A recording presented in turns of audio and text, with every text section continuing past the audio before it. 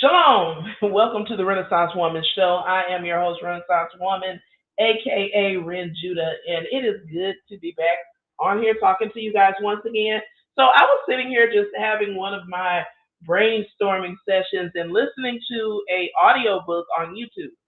I am a person who listens to a lot of audiobooks, and I have stumbled across the AI generated stories on YouTube. Now, I want to say something, and I watched a podcast the other day from an author talking about the AI generated stories and their whole issue with AI generated stories and how they didn't like it and the editing. And I will say I have listened to some stories that have been pretty horrible. Some of one thing a lot of the AI stories have in common is the repetitive use of the same name. However, there are AI content creators who aren't just going in, giving it a prompt, and getting a story. But even if you are, personally, I feel like if you are able to monetize the channel, if you're able to generate traffic to the channel, even through your use of AI imagery, because as a lot of you know, I have my own series that I do where I generate the images from AI to tell the stories of Moshe and Uriah when we're doing the Working Class Chronicles stories. A lot of times you'll see little shorts that I'll do based on an article or premise that I've put out. I will have Moshe give an explanation of whatever it is that I'm discussing, right? And I like having regular characters that I use. And I enjoy the creative process. And I really think that it's unfair for people who want to generalize the use of AI as, oh, it's fake, as if the people who are creating these things are not putting time and effort and editing into it. It is not like you just sit at a computer and say, hey, Gemini, write this. Hey, Claude, write this. And in some cases, you do. But let's not act like you don't have to direct it and edit it and lead it in the direction that you want it to go. Because here's the thing about the AI, while it can generate things, it still doesn't have that human touch. And there are some creators out here, yes, who will put it out regardless. However, I've even seen with people who are generating music via AI, they're able to put the music together. They're able to put the voices together with the music. All of that is time consuming. It takes time. And if at the end of the day, what you have is an awesome product that I'm willing to listen to, who are you all to decide that we can't consume that? We are perfectly capable. Listening to these AI stories is not going to stop me from buying your books. It's not going to stop me from listening to your podcast. I am not going to stop buying, and I probably have almost every book she's written. Kristen Ashley, Lindsay Baroker. There are plenty of authors whose books I am fiction works because I love the fantasy genre. I am not going to stop consuming your material. So you being so pressed about, not saying they are, but the authors that are so pressed about the AI creators, it's just nonsensical to me. AI is fun, and what I think is happening in a lot of ways is that educated elite authors or musicians, all of the people who I see complaining about AI, why are you acting like the public is like, and this is where I go back to in my working class bag and how they treat us as if we don't know any better, as if we are their children and only they are the ones that can save us or be the purveyors of our truths. I am perfectly capable of holding one more than one thought at a time. That's why I hate it when people, this is a distraction. This, like, I want to say so bad, like, shut the fuck up. It's not a distraction. I can be very concerned about Carmelo and still be invested in a good werewolf tale. I do not, I am capable of doing that. But I also am aware that there are fragile minds out here who are easily influenced and don't know the difference between right and wrong. And that comes from bad parenting, in my opinion, because if you're not teaching your children discernment, if they don't know how to tell the difference between right and wrong, what's good and bad, right, decent, or the ability to think for themselves, these are skills that you should be teaching them. But hey, guess what? If you don't know how to think, there are literally books on how to think. There are books on thinking. There are classes on thinking. You can take a critical thinking class at any community college. And I'm not saying this to be dismissive. I'm dead serious. And as a matter of fact, and this is what I think a lot of people don't like today and are really stressed about and pressed about, academics alike, is that the common man, the common working class person like me, understands what they have in their pocket and they are able to utilize it. Government, institutions, employers, they're terrified by this because they now know that where you did not have the verbiage or the ability to articulate what is happening to you, AI can help you. How many times have you been in a conversation with someone and you said, oh, I can't think of that word. What am I trying to say? Help me what I'm trying to say. Well, now you have a virtual assistant in your pocket that will give you the words. That's what you're angry about. You're not angry that people are being deceived, and in some cases, if they are. But what I think is really going on, this is another form of intellectual gatekeeping. There is an issue with the fact that people now understand that if you don't know the rules, for example, and I strongly recommend you do this. Remember, we did a series not too long ago about do you know the rules? And I told you that it is, on the Pirates of the Caribbean side of the game, most employers treat their manuals as if something that they will follow loosely, right? Well, I say it's better to err with knowledge than to err in foolishness. And what do they say? Not knowing the law is no excuse. Ignorance of the law is no excuse. The same applies to the institutions and organizations that you belong to. If you upload your manual, your rules, and particularly if you are a civil service employee, whether you're federal, local government, if you upload the civil service rules, your department policy, now this is something that institutions, I'm pretty sure, are going to start having major debates about and issues with, because I'm sure they've caught on now that people are doing this, because there are so many, particularly if you're a government employer, there are so many rules that govern and cover what you can and can't do. But luckily for you, it's all public information. So on the government side, they're not really going to be able to do a lot about it because it's public. But you are going to be able in real time find out what the rules are that are governing you. For example, if a breach of conduct occurs and you don't know if what you're looking at, how to capture it, how to report it, the AI can help you in real time. AI can help you in real time to know whether you should seek legal counsel. And we'll talk more about workplace scenarios as we continue our working class chronicles. I have been off for a little while because I am building something and I can't wait to share it with you guys. I'm going to be doing content all week next week because I'm at the point where I'm almost ready to be able to start coming back talking to you guys regularly. But you know what? I'm going to go ahead and make this public because I just want to sit here and have a conversation with you all.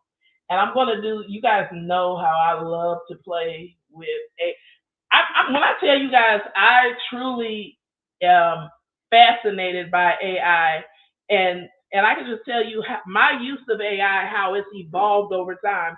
Just not only when I use it to create content for myself, the document creation. One thing that I found, and I've had this done to me, gaslighting you against the use of AI. Because what happens, and I think it happens a lot amongst the educated class, they have come to find that people who are better thinkers than they are able to utilize AI in a way that they cannot, particularly if they are of an older generation and the older class, they don't like that AI gives you the ability to directly compete with them.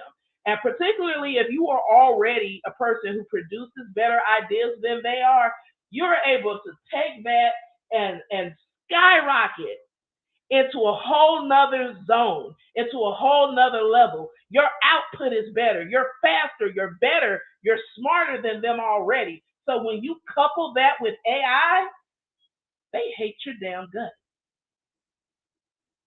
Because one of the when I did my Clifton Strengths, one of the things it says to me is that I'm a futuristic thinker, and that is the case. Whenever I go somewhere, I do have a tendency to think, well, why are we doing this? Why can't we do it? I'm always envisioning something better. I am the ideas person, even when it just comes to going into the well, if you try this, I have ideas for days.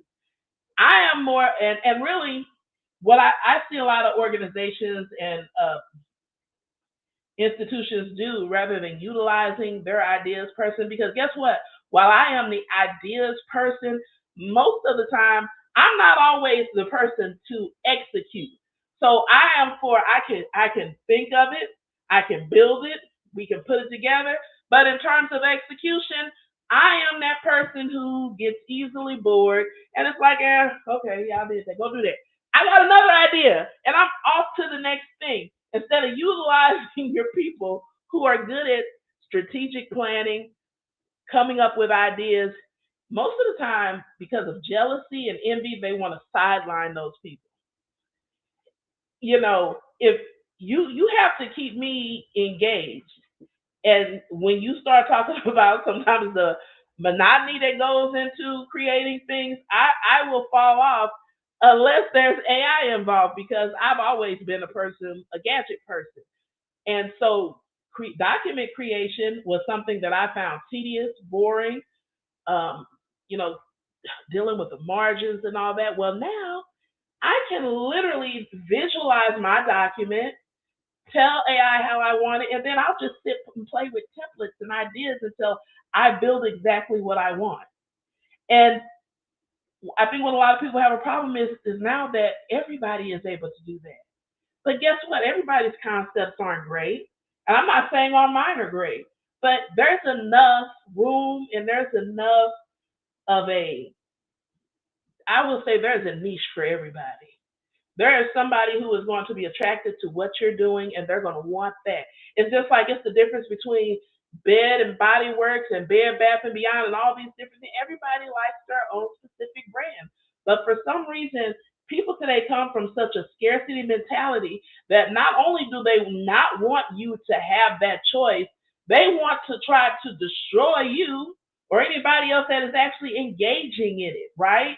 And so this leads me back to what started this. I just finished listening to one of those AI generated stories, and I don't know how much of it was AI generated. I have no idea how much hands on the influencer had in creating that, but I can tell you those videos that I create with Moshe and Uriah, even the ones where they're short, it literally takes a long time. It takes hours a lot of times for me to even put that together. Number one, because the AI, if you look at, for example, the YouTube Create app, you can give it the image, you can tell it how you want it, but a lot of times it will keep generating the wrong image. So sometimes you could just literally be an hour at trying to get the scenario set up and the script read the way you want it. But that being said, those stills, the frame by frame, then having to take it and drop it into the right slots, adding the right sound effects, all of these things are time consuming. And that's why, even for me, if the story was created, the fact that they took the time to AI generate the visuals and line it all up, being a person who does that, I understand the amount of time that it takes to do that. And I personally have a problem with YouTube demonetizing those platforms because I enjoy the content, I watch it. And if people don't have YouTube premium, I know they're still being forced to watch commercials to consume that content. And there should be revenue sharing with the people who have taken the time to create these hours of content.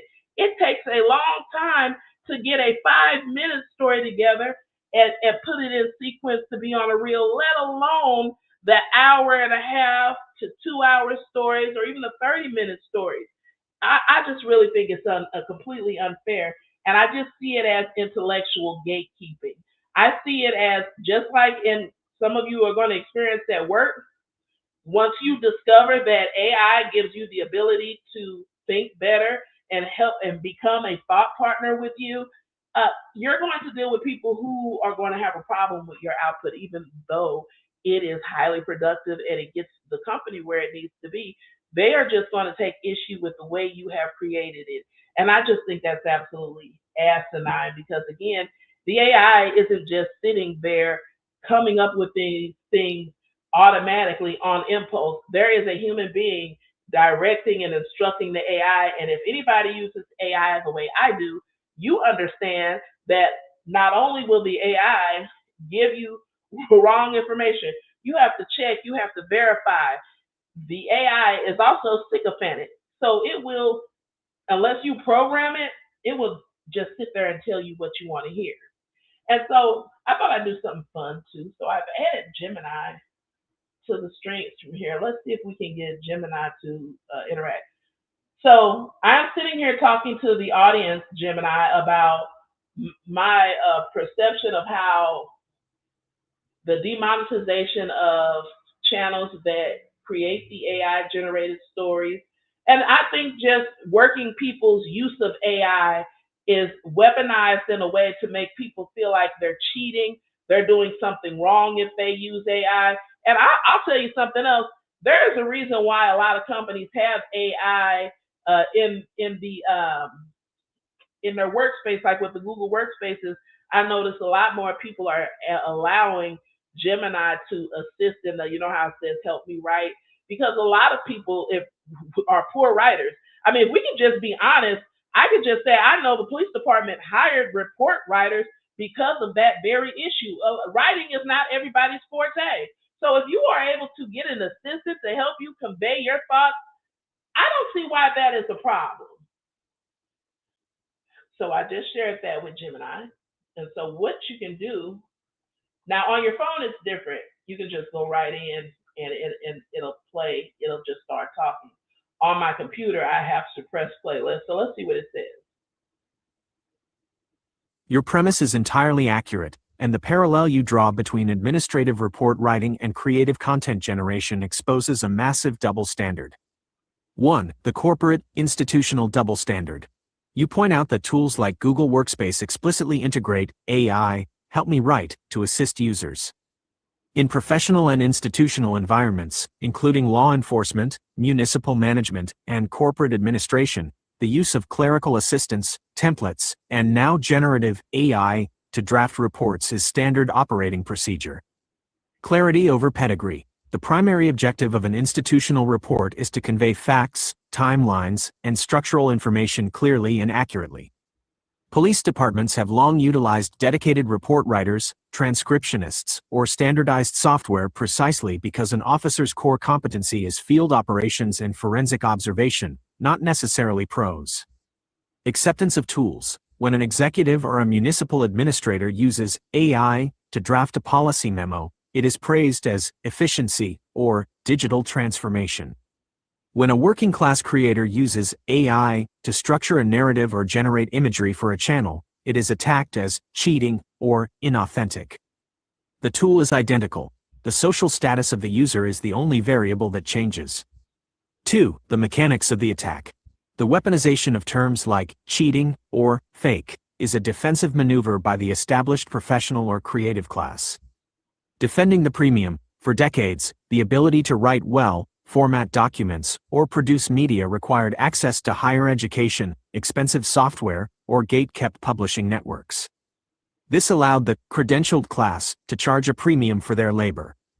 The threat of democratization, AI, lowers the barrier to entry.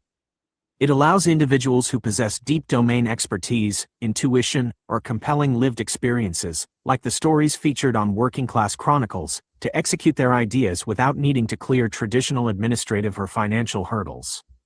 The anger directed at AI creators is actually anger over the loss of a monopoly on production. 3. Verification of workplace AI integration. The integration of AI in professional writing tools is well documented across enterprise markets. According to Workplace Software Analysis, the mass adoption of generative AI assistants in enterprise suites, like Microsoft 365 Copilot and Google Workspace Duet, Gemini, is primarily driven by the need to increase baseline productivity for routine administrative tasks such as email drafting, summarizing meetings, and generating basic reports. Source: Enterprise Adoption, for industry data on enterprise AI adoption rates and productivity impacts. I'm gonna stop right there because I think the whole point and the premise that it stated it perfectly for me. This is about gatekeeping. This is about keeping the space in certain industries as non-competitive as possible. While I do not have a problem with the disclosure, because people should know that, and I think it's pretty obvious in some cases that it's AI generated. However, I do understand that there are people who are manipulating stories and images to make people believe things that are happening that haven't actually happened. So yes, I am not against identifying it as AI. What I am against is the diminishing and dismissal of people's use of AI to act as if even the bad actors, there is thought behind this.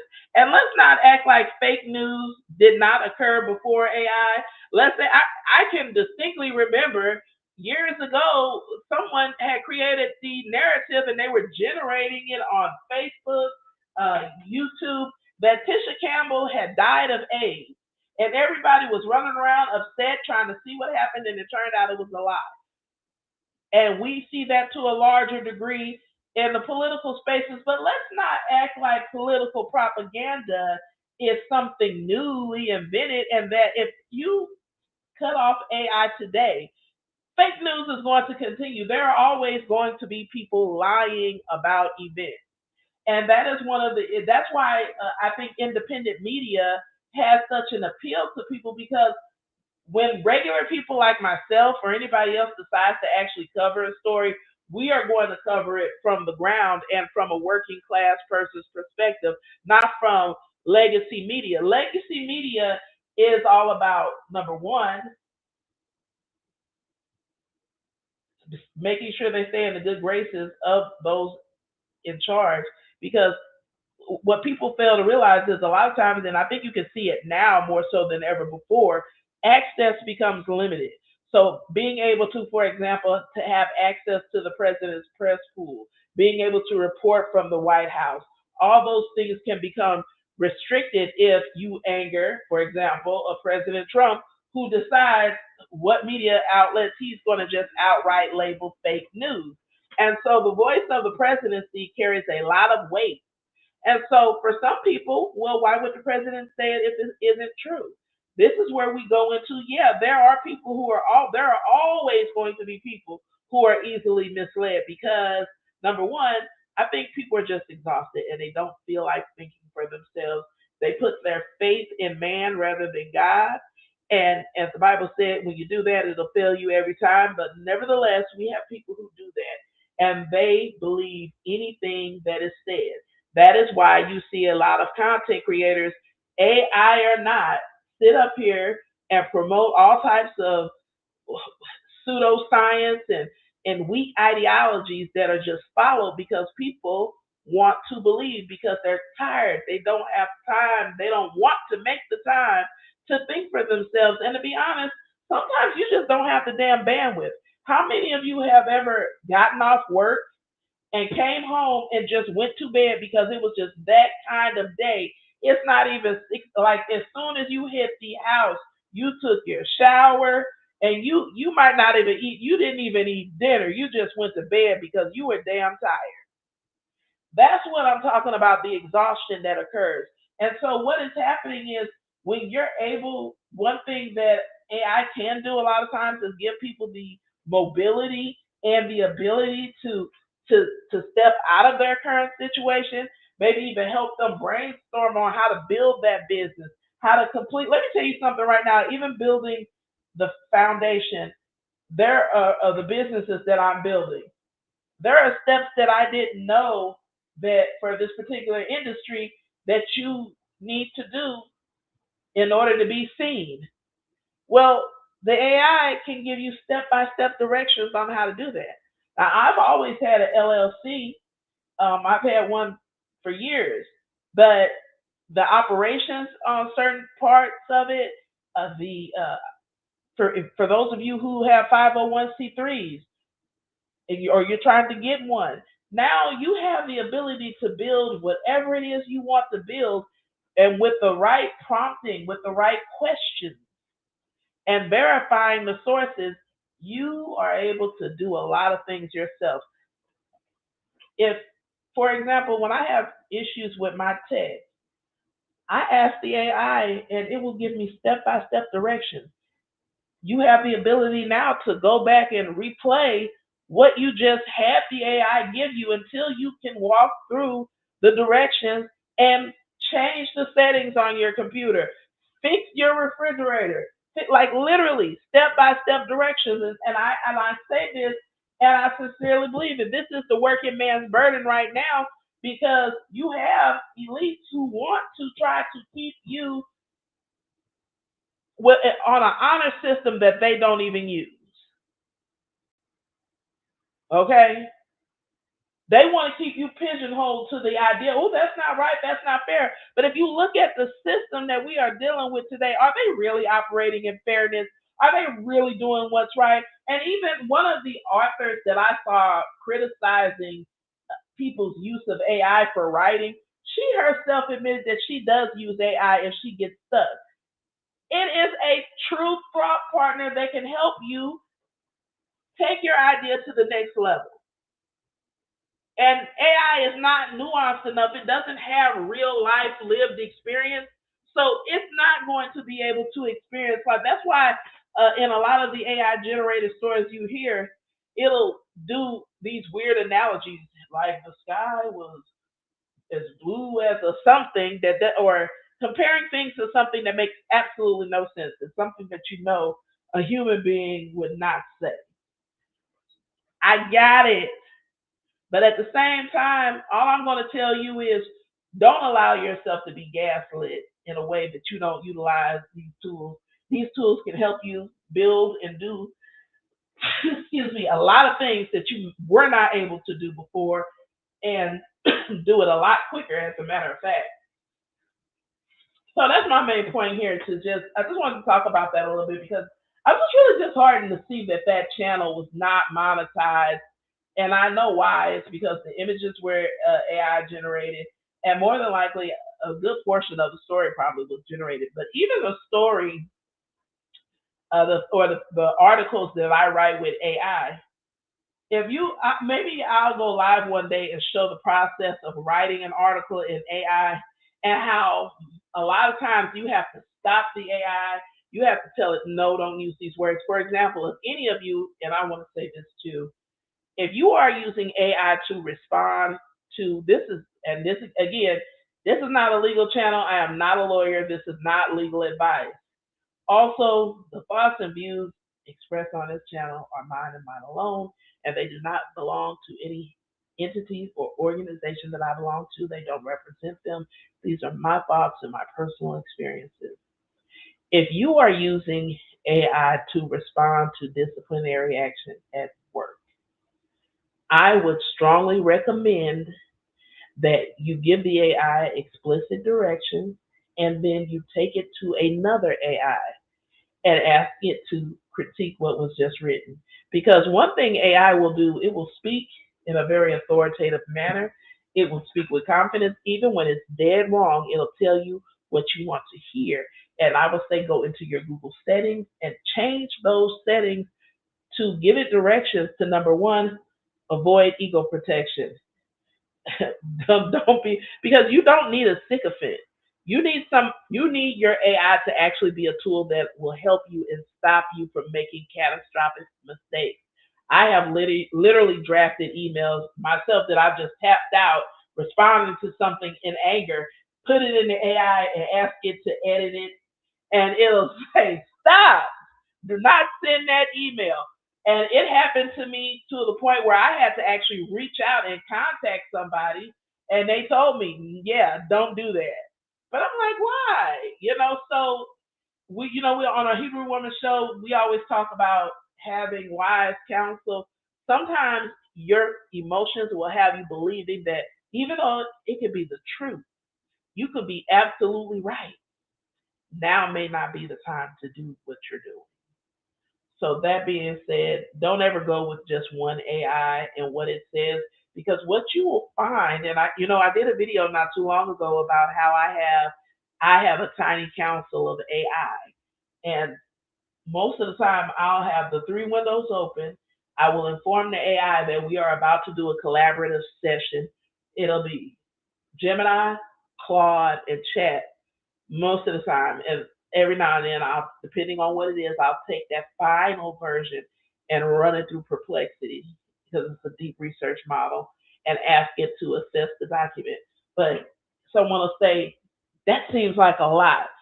It is, but the type of documentation that I am putting out right now, it has a lot. It carries a lot of weight. It has a lot of ramifications, and that will come from it. So I would say, if you're dealing in a high stakes situation where every word matters, and I would say I wasn't doing this before because I didn't know. A lot of the things that I'm sharing with you about AI, I learned in real time, and I learned the hard way. You can draft something in Gemini. Gemini will draft you a great response. And if you take it over to Claude, and first I would take it over to ChatGPT, because ChatGPT does have a more humanistic perspective. And then after I get the final draft, after I let Chat pick it apart, it'll give me its version. I take it over to Claude, and Claude will absolutely disseminate it. It will destroy it. It'll dismantle it in a way. I said disseminate. It will dismantle it in a way that is to your benefit. Do not solely rely on one AI, because they think different. They're different models. They do different things. And if you're doing high stakes things, especially legal things, they're great tools, but you should have an attorney. Do not do this on your own, and unless you get the sign off. And that's just for particular responses. And I will also say, because even when it comes to EEOC filings, which, by the way, let me tell you, if you have an EEOC complaint, this is just my opinion. Again, this is not legal advice. Never file an EEOC complaint yourself. You need to go talk to a legal attorney, because one thing that I can say, I have a friend who experienced this, and actually watching a YouTube video from an attorney, two different attorneys, and I'll share the links to these two channels I like to watch, and I've shared their videos if you follow me on Facebook. There were attorneys talking about why they refuse to take cases of people who file their own EEOC complaints, because a lot of times you will inadvertently ruin your own case in that complaint.